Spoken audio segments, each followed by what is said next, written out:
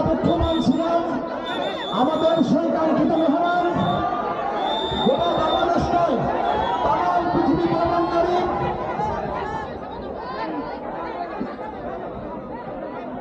পীর মুফতি গিয়াসউদ্দিন আত-তাহিরি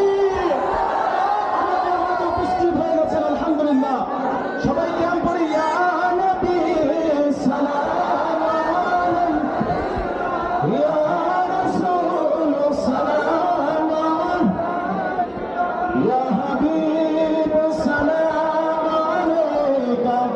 সালাওয়াত